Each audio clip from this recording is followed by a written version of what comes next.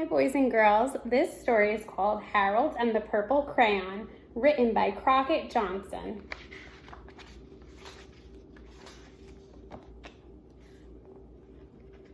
One evening, after thinking it over for some time, Harold decided to go for a walk in the moonlight. There wasn't any moon, and Harold needed a moon for a walk in the moonlight, and he needed something to walk on. He made a long straight path so he wouldn't get lost, and he set off on his walk, taking his big purple crayon with him. But he didn't seem to be getting anywhere on the long straight path, so he left the path for a shortcut across a field, and the moon went with him. The shortcut led right to where Harold thought a forest ought to be. He didn't want to get lost in the woods, so he made a very small forest with just one tree in it. It turned out to be an apple tree. The apples would be very tasty, Harold thought, when they got red. So he put a frightening dragon under the tree to guard the apples. It was a terribly frightening dragon. It even frightened Harold. He backed away. His hand holding the purple crayon shook. Suddenly, he realized what was happening, but by then Harold was over his head in an ocean. He came up thinking fast, and in no time he was climbing aboard a trim little boat. He quickly set sail, and the moon sailed along with him. After he had sailed long enough, Harold made land without much trouble. He stepped ashore on the beach, wondering where he was.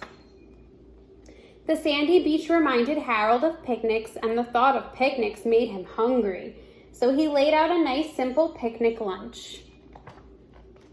There was nothing but pie, but there were all 9 kinds of pie that Harold liked best. When Harold finished his picnic, there was quite a lot left. He hated to see so much delicious pie go to waste. So Harold left a very hungry moose and a deserving porcupine to finish it up. And off he went, looking for a hill to climb to see where he was. Harold knew that the higher up he went, the farther he could see, so he decided to make the hill into a mountain. If he went high enough, he thought he could see the window of his bedroom. He was tired, and he felt he ought to be getting to bed. He hoped he could see his bedroom window from the top of the mountain. But as he looked down over the other side, he slipped, and there wasn't any other side of the mountain. He was falling in thin air. But luckily, he kept his wits and his purple crayon. He made a balloon, and he grabbed onto it. And he made a basket under the balloon big enough to stand in. He had a fine view from the balloon, but he couldn't see his window. He couldn't even see a house.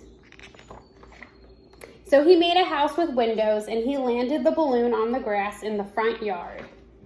None of the windows was his window. He tried to think where his window ought to be. He made some more windows. He made a big building full of windows. He made lots of buildings full of windows. He made a whole city full of windows.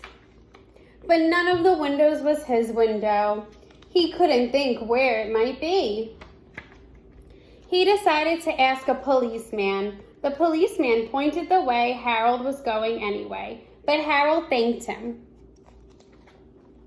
And he walked along with the moon, wishing he was in his room and in bed.